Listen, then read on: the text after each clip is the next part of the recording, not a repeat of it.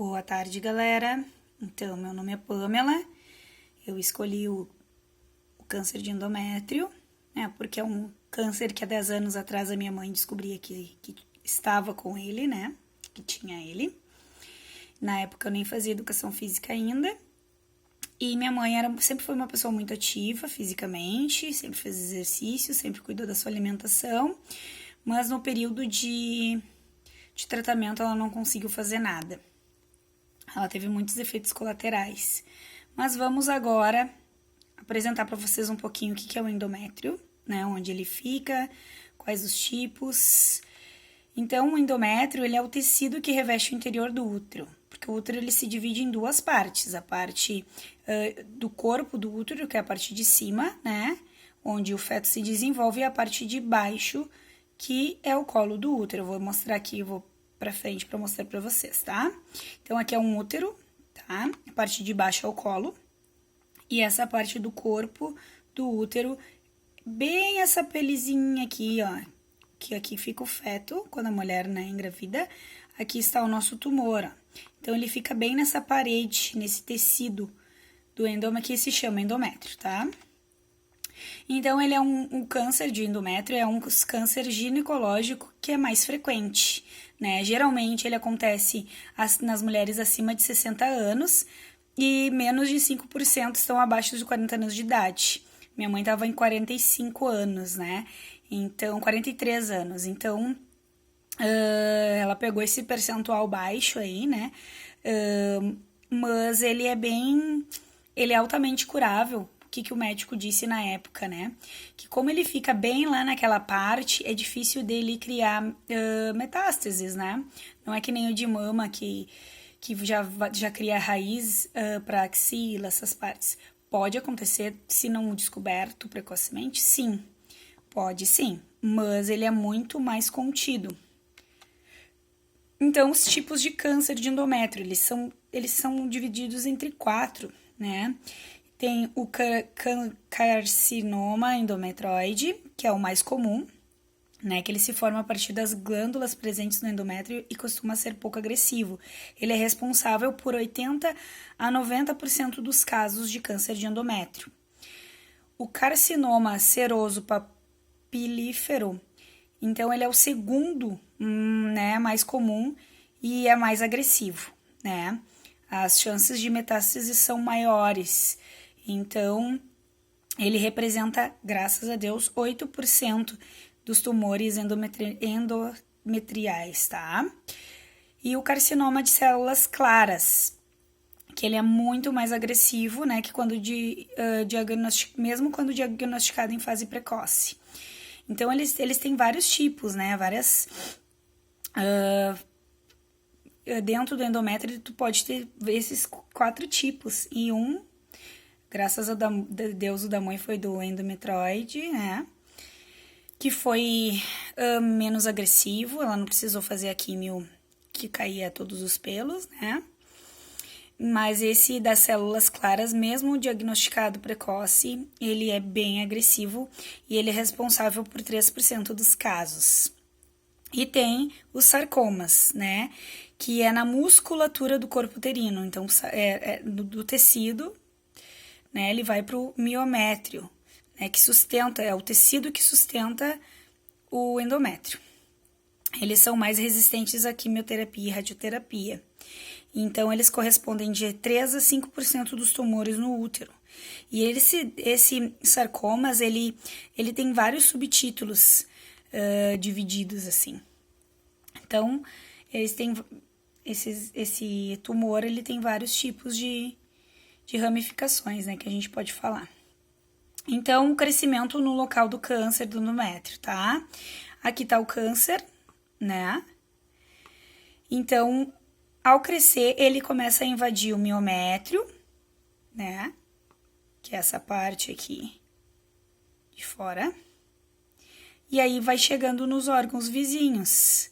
Ele vai caminhando, né, gente? Ele chega aqui, ele já se prolifera aqui e ele vai indo. Ele vai indo. Ele vai indo. Ele pode atingir vagina, colo de útero, ovário, reto, sistema urinário, né? Então,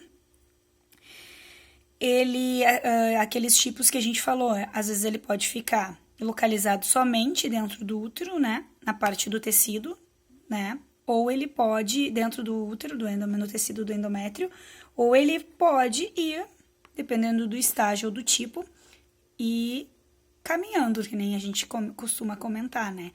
Então, essa pessoa que quando descobre, ela faz exames em todos os órgãos próximos do útero, né? Por conta disso, porque ele vai nas proximidades, né? No caso da minha mãe, ela retirou todo o útero, colo, tudo, ela retirou tudo, porque ele disse assim, é melhor a gente retirar e cortar o mal pela raiz do que a gente deixar e ficar uma célulazinha e ele começar a se, como é que diz, chegar nos seus outros órgãos. Então, todos os anos ela faz exames de todos os órgãos, todos, né? Do útero, no reto, no sistema urinário. Ela faz todos os exames dos órgãos próximos para ver se o câncer não andou, não caminhou, que nem a gente costuma dizer, né?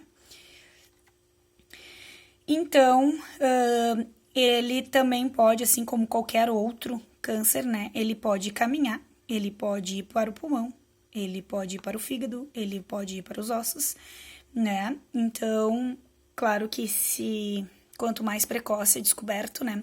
Mas ele é um câncer muito difícil de ser detectado, esse câncer de endométrio, né? Por quê? Porque às vezes o câncer ele tá muito acima.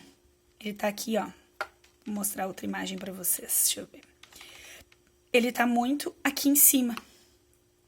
E quando a gente as mulheres vão fazer os exames ginecológicos, né, que é o Papa Nicolau, para ser detectado esse tumor, se ele estiver muito próximo, muito acima, tem que ser raspado bem acima para pegar ele, né, porque ele não tem sintomas a princípio, no início, né? O que minha mãe tinha? Ela tinha um corrimento sem cheiro, sem nada.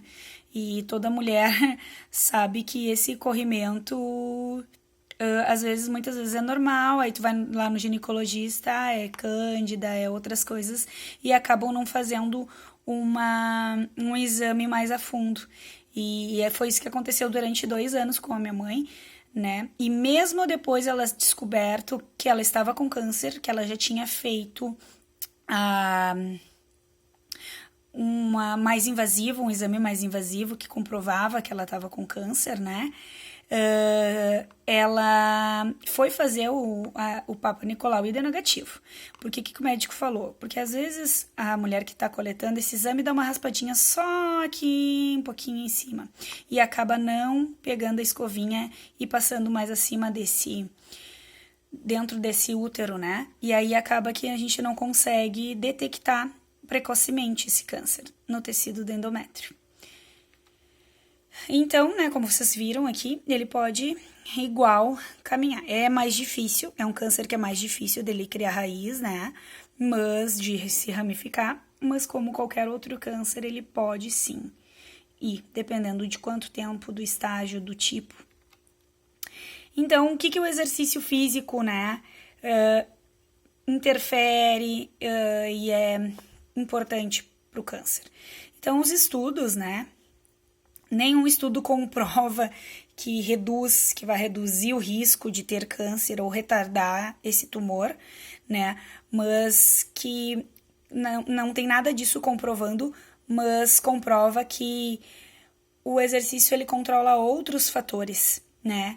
Que acabam se desencadeando por conta desse câncer, né? Quando as mulheres descobrem que estão com câncer, né? É muito impactante, né? E isso acaba reduzindo a expectativa de vida dessas pessoas, aumentando o índice de depressão. Então, segundo o Aronson, 2005, 25% dos pacientes têm esse índice de depressão, né? E essa baixa expectativa de vida, porque é uma sensação de morte. Eu lembro que minha mãe contou, não era muito... Imagina, eu tinha meus 17 anos por aí, 17 anos quando ela descobriu, e 18. 18 anos quando ela me contou e ela falou que foi muito impactante para ela, porque quando tu recebe um diagnóstico, tu vem em primeira a morte vem na tua cabeça, né? Porque é o que a gente acaba tendo aí muito alto, muito presente, né? A pessoa morreu de câncer, né? Então, ela diz que isso é muito forte, muito forte. Então, além de toda a parte física do tratamento, tem a psicológica também. E aí, o exercício, ele ajuda muito nesse quesito, né? Porque a gente acaba tendo efeitos colaterais nesse diagnóstico, né? Então, a gente, olha, tem anemia, ansiedade, tem náusea, tem vômito, tem diarreia. Então, tu já tá com toda a parte física degradada e ainda tem mais a psicológica que tá ali, né? Tá ali na tua cabeça.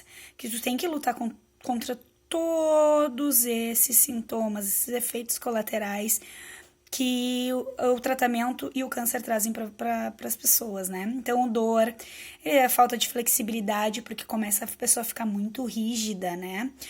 Tem a baixa autoestima, redução da função cardiopulmonar, vascular. Então, a gente tem vários efeitos colaterais. E a fadiga, né?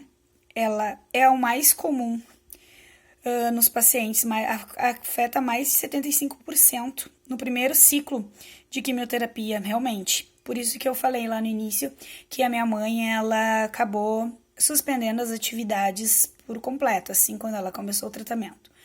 Porque ela tinha uma fadiga muito grande, um cansaço, dor, né? Ela vomitava muito, então ela ficou muito fraca. Ela teve até que fazer uma transfusão de sangue, porque ela estava ficando anêmica. Então, realmente, a última coisa que passa numa cabeça de uma pessoa dessas é ir pra academia, né? É fazer exercício. Ela quer só ficar no cantinho dela sem dor, quietinha, né? Então, mas os exercícios comprovam que a gente sabe que os benefícios dos exercícios, né? Então, ali os efeitos colaterais, diminuição de flexibilidade, distúrbio de sono, redução da autoestima, da função. E a gente sabe que o exercício, ele traz tudo isso, né? Ele é presente nisso, se praticado. Então, por isso, a importância da gente se movimentar, né? O importante é se movimentar, fazer o que conseguir fazer, né? O que dá mais prazer, não necessariamente atividades sistematizadas, né? Mas nesse momento é se movimentar, se exercitar, para que a gente consiga resgatar um pouco da autoestima, de flexibilidade, da parte cardiorrespiratória, da força muscular, que a gente sabe que é bem degradante nesse período. Então, os tipos de exercício, gente. Não existe nada comprovado cientificamente, né? Uma fórmula mágica, se você fizer isso, você vai se sentir melhor. Não, porque exercício físico depende depende de como o paciente está, né? Então, eu vou dizer o que o McNally ali em 2000 falou, né, citou. A escolha metodológica é a tipificação dos exercícios a serem utilizados para esse indivíduo, é complexa devido à extrema heterogeneidade da doença e pela resposta não linear ao exercício. Em virtude das particularidades e da complexidade, uma abordagem multidimensional que inclui exercício resistido, aeróbio, relaxamento, consciência corporal, massagem, flexibilidade, seria mais abrangente, pois proporcionaria uma abordagem holística. Então, nesse momento é o que a gente falou, não é uma atividade sistematizada, 3 de 10, 5 vezes por semana, né? Não é isso. Nesse momento é tu avaliar esse paciente, ver a condição que ele tá, em que estágio ele tá, o que ele gosta mais de fazer. Isso é importante, fazer o que dá prazer, né, nesse momento para ele, porque nada do que ele tá fazendo tá feliz para ele. Isso vocês podem ter certeza, né? Porque tu sabe que a gente sabe que tem aqueles pacientes que são mais conseguem enfrentar melhor, mas mesmo assim é muito difícil. É muito difícil esse tratamento. E só quem já teve alguém na família ou algum parente, amigo próximo sabe como é isso, né? Então não existe uma receita de bolo. É realmente avaliar por completo aquele aluno que está chegando com vocês, né? E realmente pesquisar que tipo, que estágio, como ele está se sentindo, fazer uma anamnese, uma conversa, né, bem individualizada mesmo, para que isso se torne algo bom para ele, que ele não desista, né, e que a gente consiga amenizar esses efeitos colaterais que ele está tendo. Mas aqui, então, o Hoffman, em 2006, ele, né, colocou algumas coisas, recomendações, né? Tudo são recomendações que a gente tem, né? Então, ó, articulação e músculo, áreas de incisão, né? Músculos que podem ser removidos ou totalmente a área pode estar dolorida e intensa. Para aquelas pessoas que fazem a cirurgia e retiram, por exemplo, minha mãe retirou todo o útero, né? Ela passou por uma cirurgia, ela abriu, ela teve ponto, né? E logo em seguida ainda ela teve que fazer a quimio e a rádio. Então, foi uma bomba de medicamentos que ela teve e mais as dores, né? Que ela teve. Então, ali, recomendação da atividade física. Hoffman diz que antes da cirurgia, manter a força muscular para auxiliar na recuperação, solicitar ao paciente sair da cama logo após a cirurgia, antes da cirurgia alongar a área afetada para ajudar na flexibilidade, começar progressivamente exercícios na cama de uma ou duas vezes na semana após cirurgia ou liberação médica, lembrando disso, né? E sistema linfático, prejuízo no sistema linfático, então qual é a importância? Se os linfonodos forem removidos, pode haver alguma importância a curto e longo prazos, referente a linfedema e infecção. Então, exercícios progressivos, né, que facilita a drenagem de ação da bomba, compressão, iniciando após a liberação médica. Tudo isso, gente, após o médico ter liberado, né? Então, respiração, exercícios passivos, isométricos, dentro de poucos dias pós-cirurgia.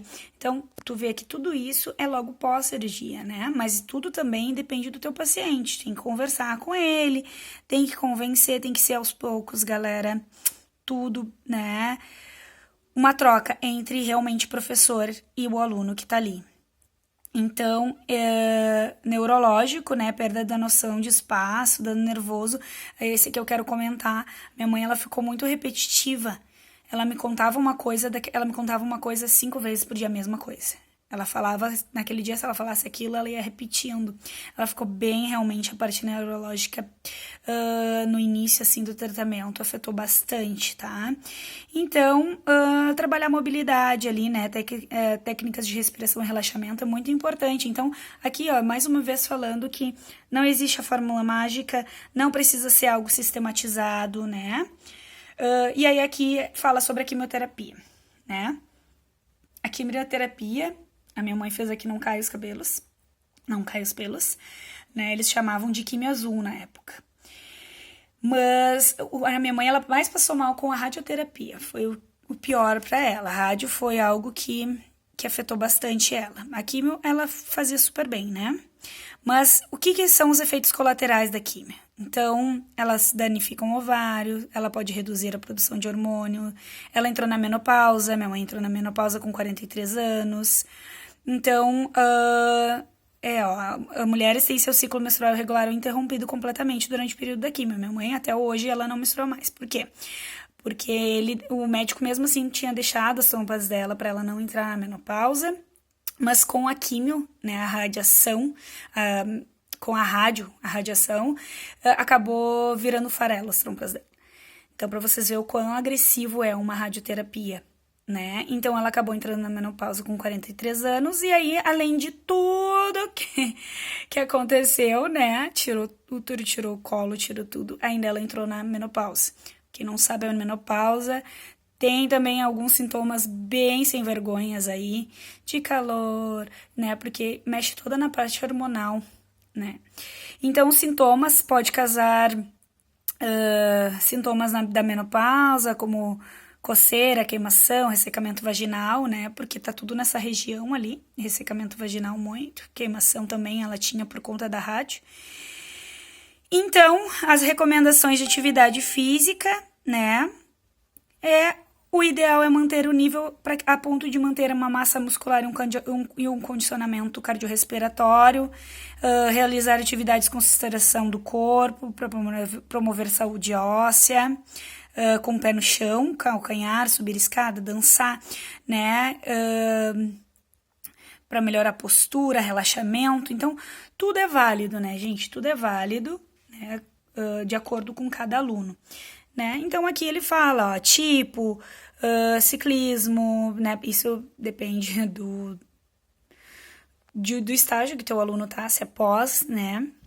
Então, a frequência de 3 a 5, aquele nosso padrãozinho, duração de 20 a 30, contínuos, né? Dependendo dos efeitos colaterais que teu paciente se encontra, a intensidade de 50 a 75 ou de 60 a 80, tudo também depende de como o teu aluno está, a progressão, né?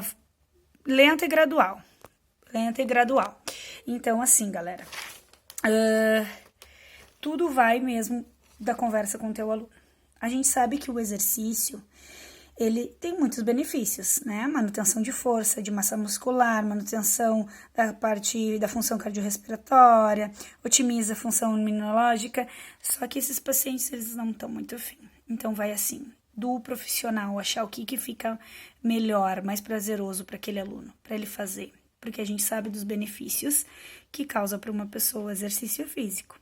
Então, é tudo uma troca, uma conversa entre aluno e professor, né? Então, aqui deixo o meu relato também de que, eu falei que minha mãe era super ativa e depois ela teve que parar, ela parou completamente enquanto ela fazia aqui no rádio, ela não conseguiu fazer nada, né? Eu não tinha nada de conhecimento e não me ousei a falar para ela que ela deveria ir, porque ela ficou muito mal mesmo, mas acho que deu 2 meses, se eu não me engano, fazem 10 anos, né? Não vou lembrar certo, mas acho que 2, 3 meses depois que ela terminou, ganhou alta do tratamento, ela já estava voltando para academia.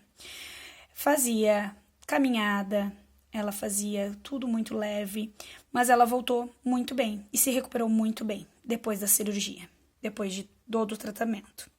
Né? Então, aqui a conclusão do nosso trabalho é que não existe evidências diretas, né, sobre tipo de frequência, duração, intensidade ou progressão ideal, né? E tudo vai depender do estado de saúde do paciente, né? Então, mas que a gente sabe que o exercício ele é nocivo para pacientes durante o tratamento, segundo o Arzola 2006, de acordo com a nossa tabela ali que a gente viu. Então, é isso, galera. Não existe fórmula mágica, o paciente tem que ser avaliado como incompleto, né? Tanto questões físicas, psicológicas, do tipo de tratamento que ele está fazendo, o tipo de câncer, dores. Então, tem que ser uma avaliação bem completa para trabalhar com esses alunos, tá? E fazer com que eles permaneçam ativos, né? Para que a gente consiga amenizar esses efeitos que eles estão tendo aí nesse período de tratamento. Obrigada, galera!